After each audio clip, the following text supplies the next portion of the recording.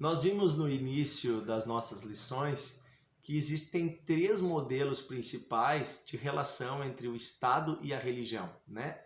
Nós vimos que existe a fusão, a aliança e a separação. Porém, historicamente, nós vimos também um quarto modelo surgir, que é a oposição. É quando o Estado tenta, terminar com a religião na esfera pública. Então, eu vou tentar usar minhas mãos para dar o exemplo, ok? Fusão é quando o Estado e religião são uma coisa só. Você não consegue ver onde termina um e onde começa outro. Eles são uma coisa só. Então, é o Estado teocrático. Nesse Estado teocrático, o líder religioso ele é o mesmo líder político. Ok? Isso existe em alguns países. Depois, nós vimos historicamente surgir as alianças, relação de aliança, onde o Estado e a religião, então, digamos, são minhas duas mãos, eles estão em aliança. Um está conectado com o outro em um acordo, ok? Esta é uma relação que existiu e existe ainda em muitos lugares do mundo, ok? Depois nós temos o Estado laico. O Estado laico é uma separação. O Estado é uma coisa, religião é outra. Os dois existem e se respeitam e estão lado a lado. E a relação de oposição é essa, é o Estado tentando terminar com a religião e tirando a religião da esfera pública e restando apenas o Estado.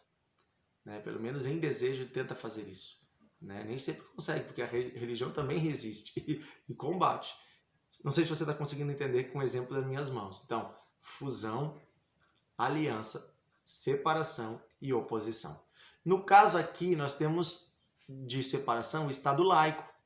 É um Estado que a sua condição é uma condição de laicidade. Ok? O Estado, aqui, ele é leigo. Ele diz, não, eu não vou decidir qual a religião das pessoas, mas deixo elas livres. Ok, é uma condição.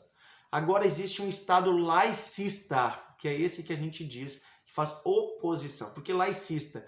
Porque então ele não é apenas a condição dele laico, mas ele é laicizante, ele é laicista no sentido de que ele tem uma filosofia que tenta combater a religião. Então ele faz isso, ele tenta opor-se a isso. Eu explico desta forma para os meus alunos e eles geralmente entendem, eu faço eles fazerem com as mãos, Então aqui o Estado teocrático, relação de aliança, relação de laicidade, Estado laico e Estado laicista, ou Estado ateu também é chamado. Então, essa relação ela aconteceu historicamente e acontece em vários lugares. Vamos dar exemplo hoje. Nós temos em alguns países árabes estados teocráticos, onde o Ayatollah ele é o mesmo líder político, então líder religioso. Por exemplo, o Estado do Vaticano, o Papa ele é o líder político e o líder religioso. Ok? Estado teocrático. Relação de aliança. Então, aliança, religião e Estado. Por exemplo, a Inglaterra. A igreja anglicana é a igreja oficial da Inglaterra, mas ela ainda deixa livre os seus cidadãos para optarem por outra religião. Mas há benefícios para a igreja anglicana, ela é sustentada pelo Estado. Ok? A rainha da Inglaterra é a líder da igreja anglicana. Depois nós temos relação de Estado laico. O Estado e a religião são separados, mas eles convivem livremente na esfera pública. A religião pode transitar. É o caso da maioria dos Estados democráticos de direito do mundo, como o Brasil, os Estados Unidos e muitos outros países no mundo. E nós temos os Estados laicistas, que ocorreu muito na época por exemplo, no século XX, durante o período da Guerra Fria, onde nós tínhamos o mundo bipolar, e nesse mundo bipolar, por exemplo, a União das Repúblicas Socialistas Soviéticas era um Estado laicista, tentava excluir a religião. Cuba foi um Estado laicista, agora tem se aberto.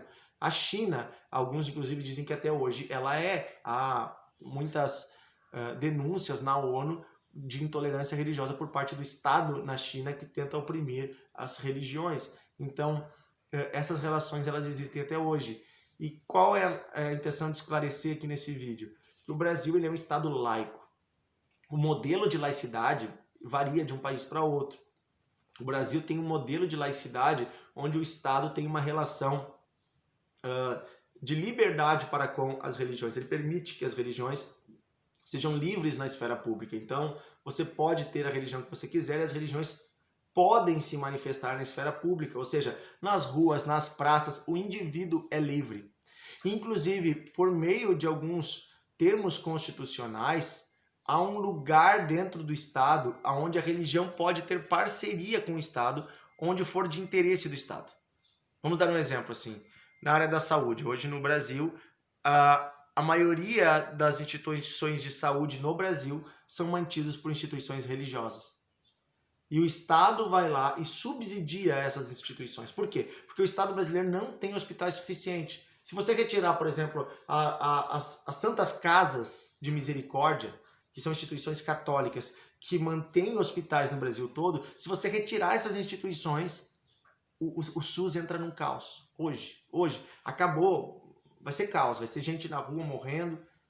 Por quê? Porque as instituições religiosas fazem um trabalho de assistência social, por exemplo, na área da saúde, na área da educação também, há lugares onde há escolas confessionais, onde o Estado inclusive compra vagas dentro.